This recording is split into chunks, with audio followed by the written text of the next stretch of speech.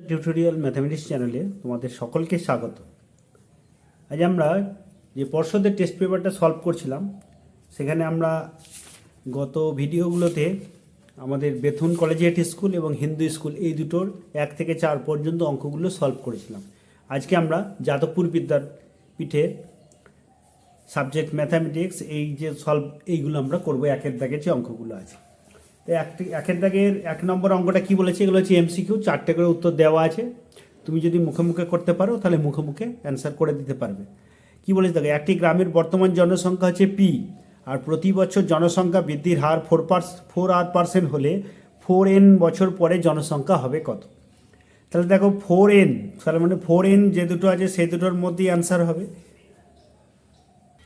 দেখো এটাতে 4n আছে আর এটাতে 4n আছে, তাহলে এই দুটোর মধ্যে কোনটা অ্যান্সার হবে? এবার দেখো 4r% আছে, তাহলে 4r/100, 4 দিয়ে কেটে দাও, 4 5 সঙ্গে 100, তাহলে একের দাগের অ্যান্সার হয়ে গেল বি। একের দাগের অ্যান্সার হয়ে গেল বি।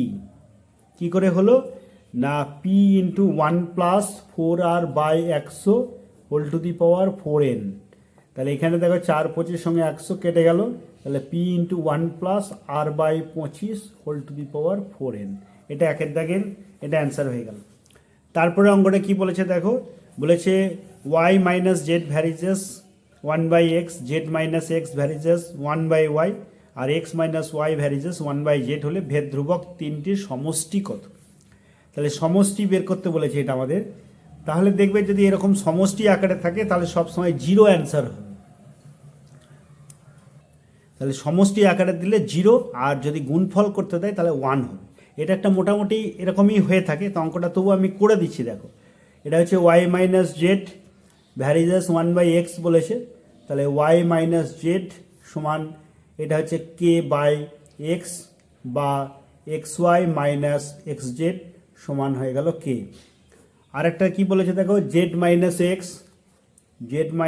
x এইটা ভ্যারিজেস 1/y বা z - x সমান এটা l/y। তাহলে কি এলো দেখো, yz - xy এটা সমান হচ্ছে l, আর x - y ভ্যারিজেস 1/z। তাহলে কি দাঁড়াচ্ছে আমাদের, x - y সমান m/z বা xz - yz সমান হয়ে গেল m। এবার আমরা কি লিখব, যেখানে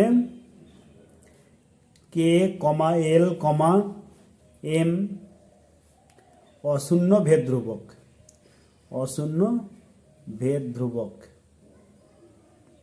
এবার আমাদের কি দেখাতে হবে, k + l + m মানে ভেদ ধ্রুবক তিনটির সমষ্টি, এর মান কত?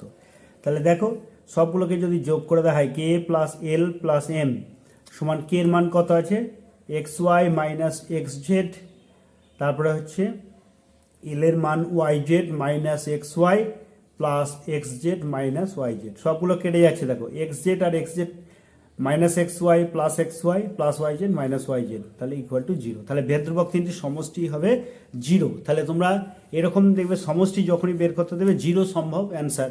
যারা কনফার্ম হয়ে করতে চাও তারা একটু কষে নেবে অঙ্কটা। তাহলে এটা হচ্ছে সি, অ্যান্সার হয়ে গেল। তারপরে অঙ্কটা দেখো 3 নম্বর অঙ্কটা কি বলেছে, cos² θ - sin² θ সমান হাফ হলে tan থিটার মান কত হবে? তোমরা মনে রাখবে যে tan থিটার মান 1/3 হবে না, -1/3 হবে না, কারণ এইগুলো tan থিটার মান হয় না। তাহলে তোমাদের যে সিলেবাসে আছে সেখানে 1/√3 অথবা -1/√3 এই দুটোর মধ্যে একটা হবে। তা তোমাদের যেহেতু থিটা পজিটিভ সূক্ষ্মকোণ, সেই জন্য তোমাদের মাইনাসও হবে না, তাহলে সেক্ষেত্রে এটা অ্যান্সার হবে। এবার আমরা অঙ্কটা অ্যান্সার কোষে বের করব, কিভাবে হচ্ছে দেখো। তাহলে এটা আমি মুখে করে দিলাম, এটা 1/√3 অ্যান্সার হবে। তাহলে এবার কি করবে তোমরা, cos² θ - sin² θ সমান হয়ে গেল কত, হাফ দেওয়া আছে। এখান থেকে আমাদের tan থিটার মানটা বের করতে বলেছে, তাহলে 2 দিয়ে গুণ করে দিলাম, তাহলে 2 cos² θ - 2 sin² θ, আর এখানে আছে 1 এর জায়গাতে আমরা লিখে দিলাম cos² θ প্লাস sin² θ। হলো, এই দুটাকে এর সাথে গুণ হয়ে গেল, আর এই 1 আছে, 1 এর জায়গায় cos² θ প্লাস sin² θ। এবার দেখো sin² থিটাটাকে আমরা এই পাশে নিয়ে আসবো, তাহলে -2 sin² θ আর -sin² θ সমান হয়ে গেল cos square theta minus 2 cos square theta. তাহলে কি দাঁড়ালো আমাদের -3 সাইন স্কোয়ার থিটা সমান মাইনাস কস স্কোয়ার থিটা। এবার মাইনাসটা মাইনাসটা কেটে গেল, তাহলে sine square theta by cos square theta সমান হচ্ছে 1/3 বা ট্যান স্কোয়ার থিটা সমান হলো 1/3। তাহলে ট্যান থিটা হয়ে গেল ±1/√3। তাহলে এখানটা আমরা প্লাস মাইনাসটা নেব না, কারণ যেহেতু থিটা আমাদের সবসময় সূক্ষ্মকোণে থাকে, তাই আমাদের 1/√3টা নিতে হবে। তাহলে এই অ্যান্সার হয়ে গেল 1/√3। তাহলে এটা অ্যান্সার হয়ে গেল এ। আচ্ছা, তারপরে 4 নম্বর অঙ্কটা কি বলেছে দেখো, সংখ্যাগুলির মধ্যমা বের করতে দিয়েছে, সংখ্যাগুলির মধ্যমা বের করতে বলেছে। তাহলে 4 নম্বর অঙ্কটা আমাদের 4 নম্বর অঙ্কটা কি বলেছে, 30, 19, 28, 32, 21, 22 আর 26 কটা সংখ্যা আছে। এগুলো ভুলভাল যাতে না হয় তার জন্য আগে গুনে নেবে সংখ্যা কটা, 1 2 3 4 5 6 7টা আছে। এবার আমরা সাজিয়ে লিখবো সব সময়। তাহলে হচ্ছে 19, 21, 22, 28, 30, 32 আর 26 আছে। তাহলে এখানটায় 26টা হবে, 26, তারপরে 28, 30, 32। এবার দেখো 1 2 3 4 5 6 7, তাহলে এখানেও দেখো 1 2 3 4 5 6 7, 7টা আছে। এবার দেখো 7টা যেহেতু আছে, তাহলে এইদিকে 3টে বাদ দিয়ে দাও, এদিকে 3টা বাদ দাও, তাহলে এটা হচ্ছে আমাদের মধ্যমা। তাহলে অ্যান্সার হয়ে গেল, আরেকবার গুনে নিই, 1 2 3 4 5 6 7 8টা আছে, আর আমার গুনতে ভুল হয়েছিল। তাহলে 30, 19, 28 ও 32 32 দুবার আছে। তাহলে এটা হচ্ছে 32 32 দুবার আছে। তাহলে আমাদের এখানে 32 32 দুবার লিখব, হলো। তাহলে আমাদের কি আছে দেখো, এইদিকে 4টে আমাদের বাদ দাও, এদিকে 3টে আর এইদিকে 3। আরেকবার আমি কেটে এটাকে করি ভালো করে। প্রথমে হচ্ছে 19, তারপরে হচ্ছে কত আছে, 19-এর পর আছে 21, তারপরে আছে 22, তারপরে হচ্ছে 26, তারপরে 28, তারপরে 28-এর পর আছে 30, তারপরে 32 32। তাহলে 1 2 3 4 5 6 7 8, 1 2 3 4 5 6 7 8 হলো। এবার 3টে করে বাদ দেবে, যদি জোড় সংখ্যক হয় তাহলে দুই দিকে সমান সংখ্যক বাদ দিতে হবে। তাহলে এদিকে 3টে বাদ দিলাম, এদিকে 3টে বাদ দিয়ে দিলাম। তাহলে আমাদের মধ্যমা কত হলো, 26 + 28/2। তাহলে কত হয়ে গেল, এটা 54/2 সমান হয়ে গেল 27। তাহলে এটা তোমরা ডি অ্যান্সার হয়ে গেল। তাহলে এটা 27 অ্যান্সার হয়ে গেল।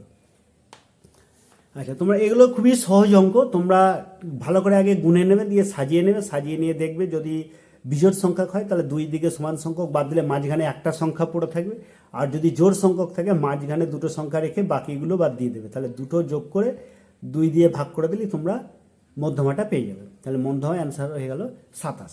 5 নম্বর অঙ্কটা কি বলেছে দেখো, PQR এর কি বলছে, PQR হচ্ছে স্থূলকোণ মানে 120 ডিগ্রি দিয়েছে, ত্রিভুজটি পরিকেন্দ্রের অবস্থানটা কোথায়। তাই আমরা কি জানি, যদি সমকোণী ত্রিভুজ হয় তাহলে সমকোণী ত্রিভুজ হলে কি হয়, আমাদের পরিকেন্দ্রটা অতিভুজের মধ্যবিন্দু হয়, এটা সমকোণী ত্রিভুজের ক্ষেত্রে। যদি সূক্ষ্মকোণ হয় তাহলে সূক্ষ্মকোণ যদি হয় তাহলে পরিকেন্দ্রটা ত্রিভুজের অভ্যন্তরে হয়।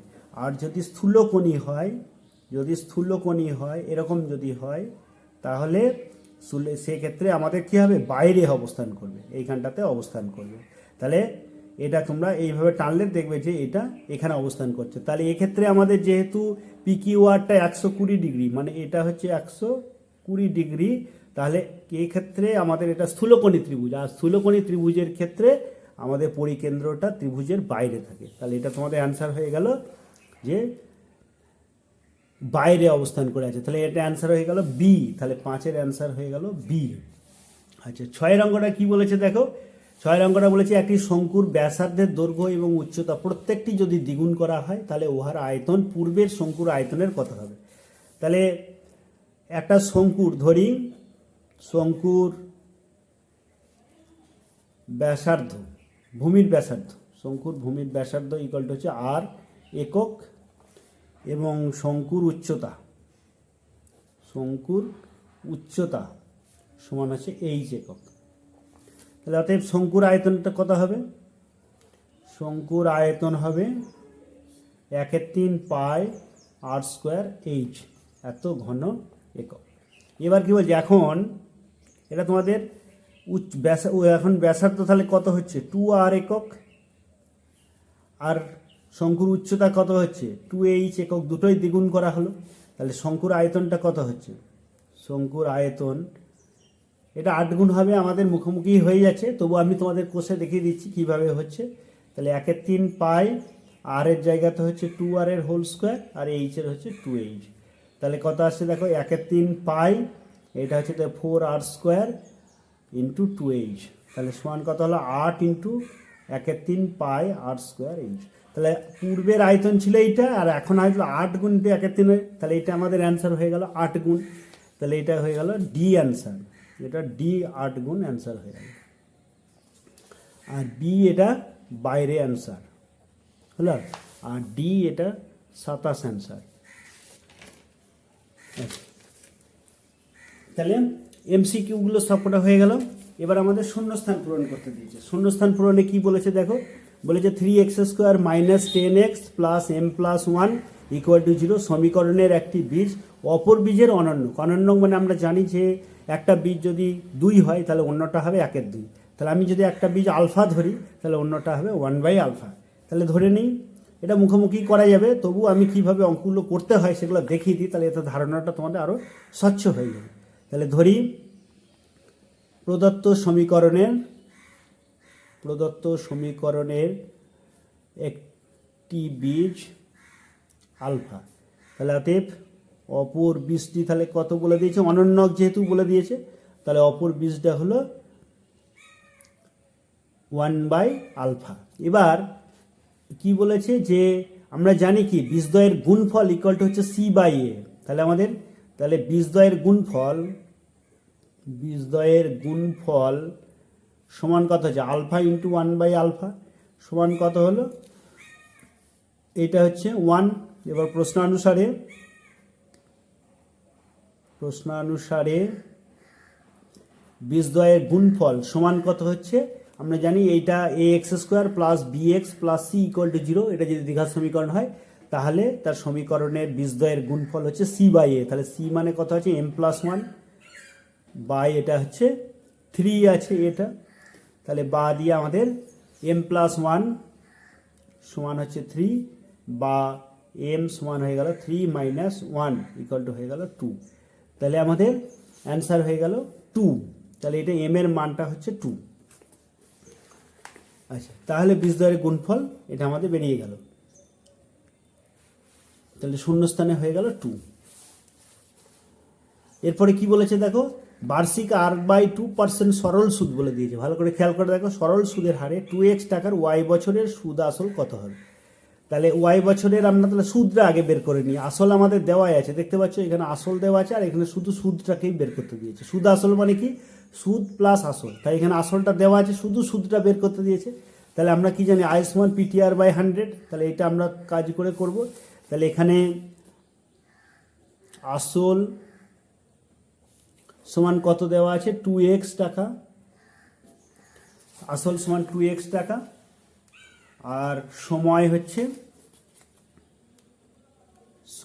কত দেওয়া আছে, সময় দেওয়া আছে y বছর, সুদের হার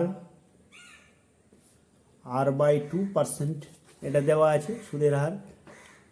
তাহলে আমাদের কি বের করতে, সুদটা বের করে নেবো আমরা। তাহলে সুদ সমান হচ্ছে আসল ইন্টু সময় ইন্টু সুদের হার বাই 100। তাহলে 2x হচ্ছে আসল ইন্টু সময় হচ্ছে বা r/2 ইন্টু হচ্ছে y/100। এবার এই 2 আর এই 2 কেটে গেল, তাহলে হয়ে গেল x আর y বা rxy/100। তাহলে অ্যান্সারটা আমাদের এখানটা শূন্যস্থানে কি হবে, 2x প্লাস এটা হবে x আর y/100। তাহলে এইখানটা হবে x আর y/100। তাহলে অ্যান্সারটা হয়ে গেল 2x প্লাস x আর y/100 বা rxy, যেমন করতে পারো, অসুবিধা কিছু নেই। তাহলে এত টাকা, এটা আমাদের অ্যান্সার হয়ে গেল। পরের অঙ্কটা কি বলেছে দেখো, অনুবন্ধীকরণী বের করতে দিয়েছে। এবার অনুবন্ধীকরণী আর করণী নিরসক উৎপাদক এই দুটোর মধ্যে একটা তফাৎ আছে। এখানে যদি বললো করণী নিরসক উৎপাদক কত, তাহলে তোমাদের √7 + 5 এটা করে দিলেই নম্বর দিয়ে দিত। ঠিক আছে, এবার অনুবন্ধীকরণী মানে খেয়াল রাখতে হবে যে অনুবন্ধীকরণী হবে, অনুবন্ধীকরণী কাকে বলে, যে আগে যে দুটোর উৎপাদক যদি দুটো অম্লত রাশির গুণফল এবং যোগফল যদি মূলত রাশি হয়, তাহলে তাকে আমরা একটাকে অপরটার অনুবন্ধীকরণী করব। তাহলে এটা অনুবন্ধীকরণী যদি করতে হয়, তাহলে √7 - √5 আছে, -5 আছে, তাহলে এটা -7 - √7 -5, এটা অনুবন্ধীকরণী হয়। তাহলে √7 - 5 এর অনুবন্ধীকরণী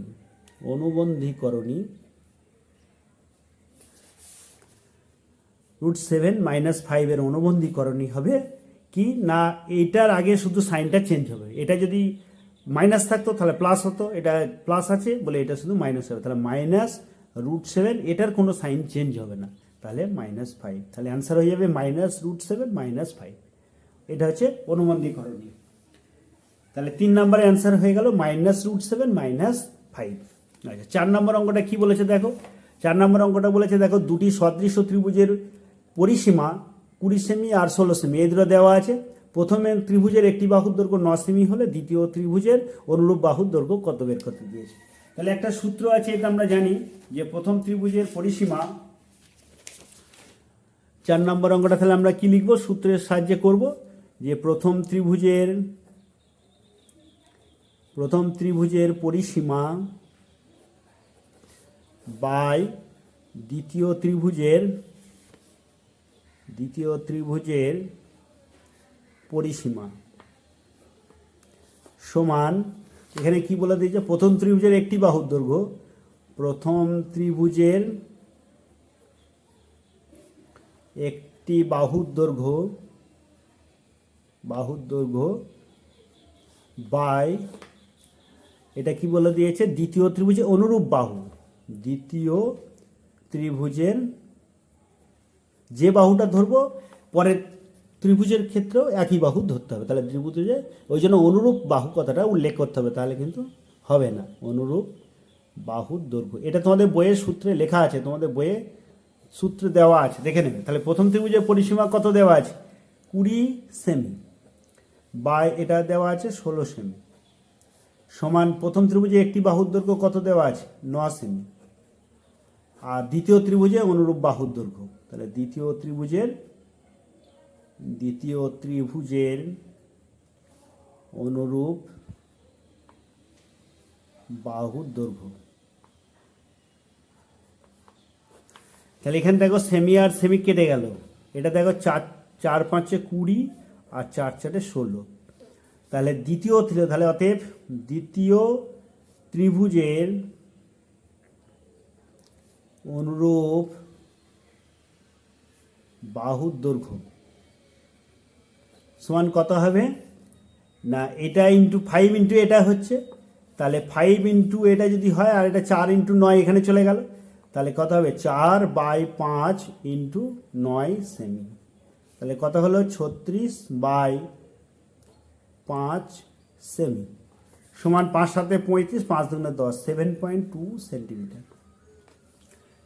তাহলে এটা বুঝতে পারলে যে 4 নম্বর অঙ্কটা। আচ্ছা, এবার 5 নম্বর অঙ্কটা কি বলে দিয়েছে দেখো। 5 নম্বর অঙ্কটা খুব ইন্টারেস্টিং অঙ্ক, যে দেখো ত্রিভুজ ABC এর ক্ষেত্রে sin A + B সমান √3/2 হলে cos C/2 এর মানটা বের করতে দিয়েছে। তাহলে এক্ষেত্রে আমাদের কি করব, আমাদের যেগুলো দেওয়া আছে সেগুলোর আমাদের লিখতে হবে প্রথমে। তাহলে 5 নম্বর অঙ্কটা, তাহলে ত্রিভুজ ABC এর 3টে কোণের যোগফল মানে A + B + C, এটা সমান কত হয়, 180 ডিগ্রি হলো। তাহলে এখান থেকে আমাদের ত্রিভুজের 3টে কোণের যোগফল 180 ডিগ্রি, এটা আমরা জানি, সেই জন্য এটা আমাদের লিখে নিতে হবে প্রথমে। এবার আমাদের যেটা দেওয়া আছে sin A + B সমান কত দেওয়া আছে, √3/2 সমান সাইন কত ডিগ্রির মান, সাইন 60 ডিগ্রির মান, তাহলে সাইন আর এই সাইন চলে গেল, তাহলে A + B সমান হয়ে গেল 60 ডিগ্রি। এবার দেখো A + B 60 ডিগ্রি যদি আমরা এখানটায় বসাই, তাহলে এখান থেকে অতএব C সমান তাহলে কত হলো, 180 degree minus of A + B। এবার A + B এর মানটা কত আছে, 180 ডিগ্রি মাইনাস 60 ডিগ্রি সমান হচ্ছে 120 ডিগ্রি। 120 ডিগ্রি। আচ্ছা, এবার দেখো আমাদের কার মান বের করে cos c/2, তাহলে cos c/2 সমান কি আসছে দেখো, cos 120 ডিগ্রি বাই 2 সমান cos 60 ডিগ্রি। এবার cos 60 ডিগ্রির মান কত, হাফ, তাহলে এটা অ্যান্সার হয়ে গেল হাফ, 5 নম্বরটা। আচ্ছা, তাহলে 6 নম্বর অঙ্কটা কি বলেছে দেখো, 6 নম্বর বলেছে একটি ঘনকের একটি তলের ক্ষেত্রফল হচ্ছে 81 বর্গমিটার, ঘনকটির আয়তন কত ঘনমিটার বের করতে দিয়েছে। তাহলে ঘনকের আমরা জানি 6টা তল, তার মধ্যে একটা তলের ক্ষেত্রফলটা বের করতে দিয়েছে।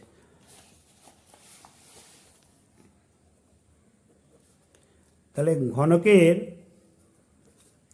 ঘনকের একটি তলের ক্ষেত্রফল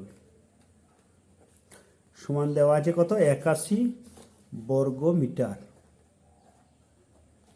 তাহলে অতএব ঘনকের বাহুর দৈর্ঘ্য সমান কত হবে, √81, তার মানে 9 সেন্টিমিটার, এই 9 মিটার, 9 মিটার। এটা হচ্ছে আমাদের ঘনকের বাহুর দৈর্ঘ্য। আর ঘনকের আয়তন বের করতে দিয়েছে, তার মানে হচ্ছে ঘনকের আয়তন বের করতে দিয়েছে। তাহলে অতএব ঘনকের আয়তন, এটা হচ্ছে বাহু কিউ, তাহলে বাহু মানে কত, 9 হোল কিউ সমান হচ্ছে 729, মানে 9 × 9 × 9, 9 9 81, 81কে 9 দিয়ে 729 ঘনমিটার। যদি আয়তন থাকে তাহলে এককটা হবে ঘনমিটার, যদি তোমার ক্ষেত্রফল দেয় এককটা হবে বর্গমিটার, আর যদি বাহু দেয় তাহলে এককটা হবে মিটার, মিটার থাকলে, আর যদি সেমি থাকে তাহলে সেন্টিমিটার, ঘন সেন্টিমিটার, বর্গ সেন্টিমিটার, এরকম। আচ্ছা, তারপরে 3 নম্বর অঙ্কগুলো কি দিয়েছে দেখো, 3 নম্বর অঙ্কগুলো আমাদের সত্য মিথ্যা করতে হবে। তাহলে 3 নম্বর অঙ্কগুলো দিয়েছে এর মূলধন বি এর মূলধনের 1/1/2। তাহলে ধরি এর মূলধন সমান হচ্ছে x টাকা, তাহলে অতএব বি এর মূলধন, সরি এটা কি বলে দেখো, এর মূলধন বি এর মূলধনের এটা, তাহলে আমাদের ধরতে হবে কি, বি এর মূলধন, ধরি বি এর মূলধন হচ্ছে x টাকা, তাহলে অতএব এর মূলধন, তাহলে কত হবে, x গণিত 1/1/2, 1/1/2 সমান হচ্ছে কত, 3x/2 এত টাকা। এবার আমাদের কি বের করতে বলেছে, এ আর বি এর মূলধন অনুপাত বের করতে হবে। তাহলে অতএব এ ও বি এর মূলধনের অনুপাত সমান কত হবে, 3x/2 = x সমান 3x = 2x, তাহলে আমাদের এটা হয়ে গেল 3:2। তাহলে এ আর বি এর মূলধনের অনুপাত যা হয় লভ্যাংশের অনুপাতও তাই হবে, এটা মনে রাখবে। তাহলে অতএব এ ও বি এর লভ্যাংশের অনুপাত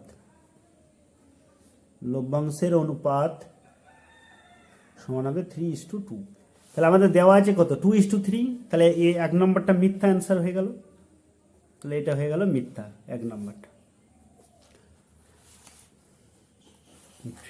তারপর অঙ্কটা কি বলেছে দেখো, বলেছে 3a:b ও c:d এর মিশ্র অনুপাতটি লঘু অনুপাত হলে ac bd। এইটা আমাদের বলা আছে, তাহলে এটা আমাদের সত্য কিনা ভেরিফাই করতে হবে, আর যদি মিথ্যা হয় সেটাও ভেরিফাই করতে হবে, সত্য হলো সেটাও ভেরিফাই করতে হবে। তাহলে মিশ্র অনুপাত কি হয়, মিশ্র অনুপাত হচ্ছে যে অনুপাতের পূর্বপদগুলি গুণফল আর অনুপাতের উত্তর পদগুলি গুণ করে যেটা পাবো সেটাই হচ্ছে মিশ্র অনুপাত। 3a:b, তাহলে আমরা কি লিখবো, প্রথমে আগে দেখি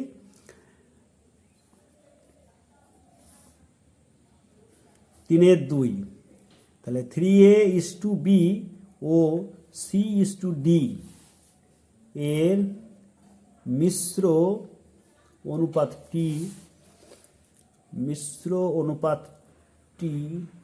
হলো কত হবে, 3ac, মানে এটার সাথে এটা গুণ 3ac:bd। এবার আমাদের কি বলে দিয়েছে, এটা একটা লঘু অনুপাত হবে। তাহলে লঘু অনুপাত হতে গেলে কি হতে হবে, পূর্বপদটা ছোট হতে হবে আর উত্তর পদটা আমাদের বড় হতে হবে। তাহলে আমাদের কি শর্ত হবে, তাহলে যেহেতু 3ac:bd অনুপাতটি লঘু অনুপাত হবে বলেছে, তাহলে লঘু অনুপাত হবে বলেছে, তাহলে এটা হবে 3ac এটা bd, অর্থাৎ বিডিটা বড় হতে হবে। আর AC less than BD by 3। তাহলে দেখতে পাচ্ছ যে বিডির 1/3 অংশ, বিডির 1/3টা যদি এসি থেকে বড় হয় তাহলে নিশ্চয়ই বিডিটা এসির থেকে অবশ্যই বড় হবে। তাহলে এসি লেস দেন বিডি, এই সম্পর্কটা হচ্ছে সত্য। এসিটা বলছে বিডির 1/3 অংশ থেকে ছোট, তাহলে নিশ্চয়ই এসিটা বিডির থেকে অবশ্যই ছোট হবে, তার জন্য এসি লেস দেন বিডি, তাহলে এই সম্পর্কটা হলো সত্য। আচ্ছা, দুটি জলপূর্ণ পাত্রে, একটি অর্ধগোলাকৃতি আর অন্যটা চোঙাকৃতি, মানে দুটোই ভর্তি আছে। এদের ব্যাসার্ধ আর উচ্চতা সমান হলে চোঙাকৃতি পাত্রে বেশি জল আছে, এটা সত্য না মিথ্যা ভেরিফাই করতে হবে। তাহলে দুটি জলপূর্ণ পাত্রে একটি অর্ধগোলাকৃতি আর ব্যাসার্ধ আর উচ্চতা সমান দেওয়া আছে, তাহলে অর্ধগোলাকৃতি আর চোঙাকৃতি দেখে নিই।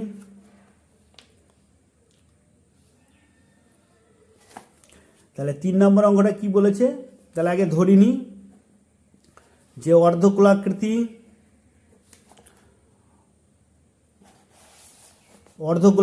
ও চোঙাকৃতি, অর্ধগোলাকৃতি ও চোঙাকৃতি, চোঙার মানে লম্ববৃত্তাকার চোঙা, এটাই বলতে চাইছে চোঙাকৃতি, আর অর্ধগোলক এটা বলতে চাইছে। তাহলে অর্ধগোলাকৃতি ও চোঙাকৃতি পাত্রের ব্যাসার্ধ এটা সমান হচ্ছে আর একক, এবং উচ্চতা সমান হচ্ছে এটা এইচ লিখতে পারো, এইচ, উচ্চতা হচ্ছে এইচ। যেহেতু অর্ধগোলাকৃতি পাত্র, তাহলে অর্ধগোলাকৃতি পাত্র কীরকম হয়, এইটা হচ্ছে অর্ধগোলাকৃতি পাত্র, এটা হচ্ছে অর্ধগোলাকৃতি, তার যে উচ্চতা মানে এইটা আর এই যে ব্যাসার্ধ, এই দুটোই হচ্ছে সমান। তাহলে উচ্চতা এইচ যা, আর এখানে ব্যাসার্ধ আর, তাহলে এখানে আর ব্যাসার্ধ আর এইচ একই হচ্ছে, তাহলে উচ্চতা হচ্ছে এইচ একক। তাহলে অতএব অর্ধগোলাকার আয়তন কত হবে, অর্ধগোলাকৃতি পাত্রের আয়তন সমান কত হচ্ছে 2/3 পাই আর কিউ, এটা এত ঘন একক। আচ্ছা, আর চোঙাকৃতির পাত্রের আয়তন, চোঙাকৃতি পাত্রের আয়তন সমান কত হবে, এটা 1/3 পাই আর স্কোয়ার, আর এইচ মানে দেখো এইচ আর এখানে সমান হয়ে গেছে, উচ্চতা আর ব্যাসার্ধ যেহেতু সময়, চোঙাকৃতিও তাই একই হবে। তাহলে তাহলে এটাও হচ্ছে আর, এটাও ঘন একক। তাহলে এটা কি হলো 1/3 পাই আর কিউ এত ঘন। এবার কোনটা বেশি দেখো, এটা 2/3 আর এটা 1/3, তাহলে চোঙাকৃতি পাত্রের আয়তনটা কম হচ্ছে, তাহলে এটা আমাদের, এটা চোঙাকৃতির আয়তন পাত্রে বেশি বলে দিয়েছে, তাহলে এটা মিথ্যা হয়ে গেল। তাহলে অ্যান্সার 3-এরটা আমাদের কি অ্যান্সার হলো, মিথ্যা, এটা হচ্ছে মিথ্যা।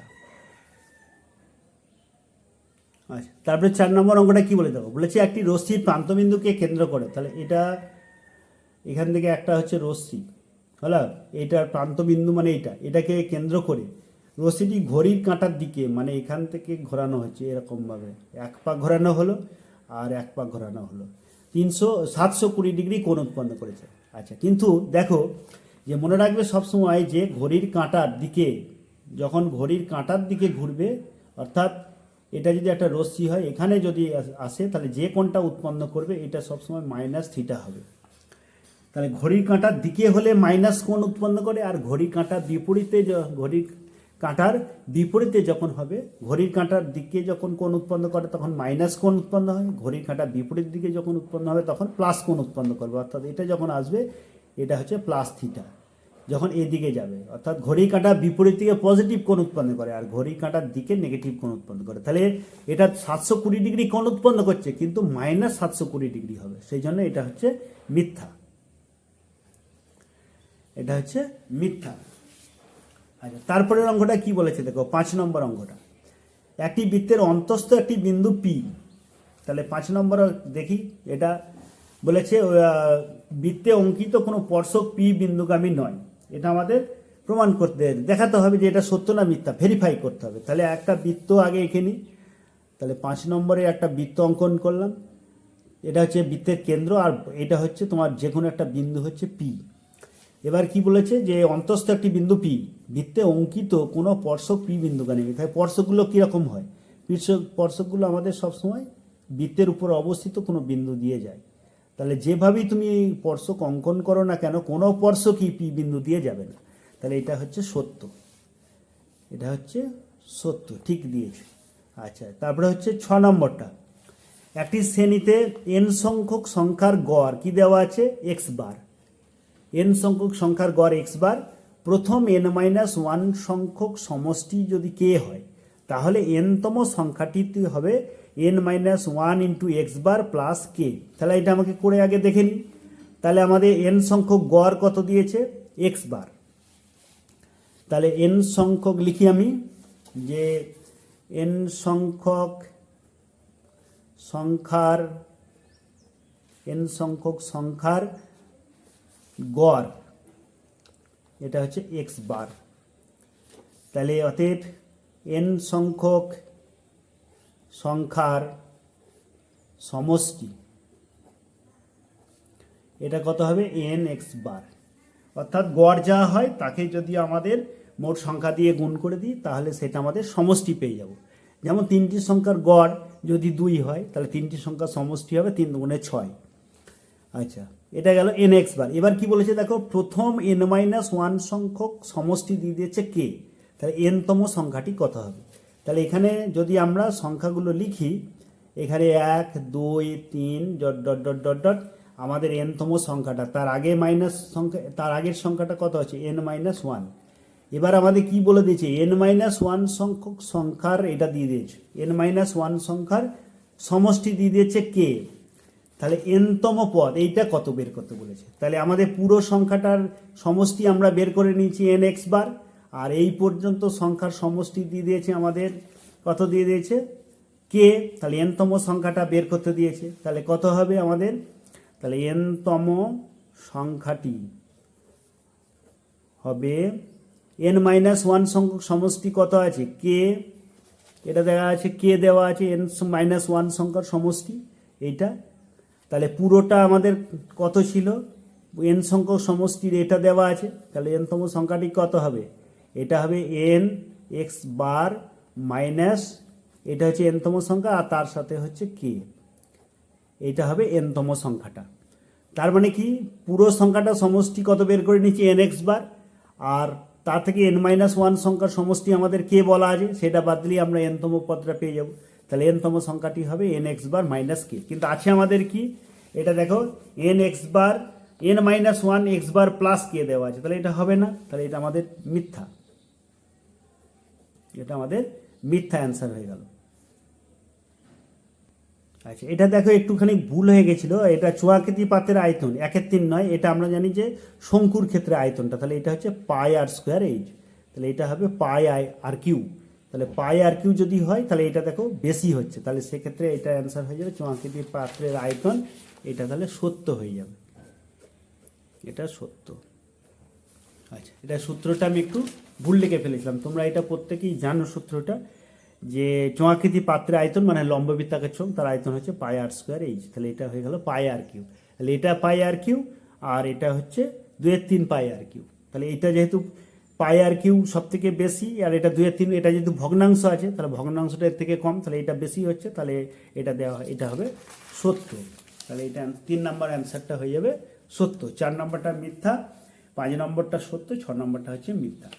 তাহলে আমরা 1 2 3 এটা আমাদের করা হলো যাদবপুর বিদ্যাপীঠে আমরা 1 2 3 এগুলো করলাম। পরের নেক্সট ভিডিওতে আমরা 4-এর অঙ্কগুলো করব। তোমরা মন দিয়ে ভালো করে অঙ্কগুলো দেখো, আশা করছি সবগুলোই বুঝতে পারবে। যদি কোনো সমস্যা হয় অবশ্যই কমেন্ট করবে, আর যদি চ্যানেলে ভিডিওটা ভালো লাগে অবশ্যই একটা লাইক দিও, যাতে করে আমি আরও ভিডিও বানানোর অনুপ্রেরণা পাই। আর যদি ভালো লাগে তাহলে শেয়ার করবে প্রত্যেক বন্ধুদের মধ্যে অবশ্যই। আজকে এই পর্যন্তই।